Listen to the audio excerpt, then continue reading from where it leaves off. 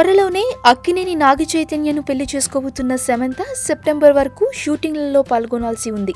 దీంతో సమంతకు టైం అంతా షూటింగ్తోనే గడపాల్సి వస్తుంది. ఇలా షూటింగ్స్ కోసం చైతూని వదిలి రావడం సమంతకు బోలెడంత ఆందోళన, ఆరాటం కలిగించేస్తోందట.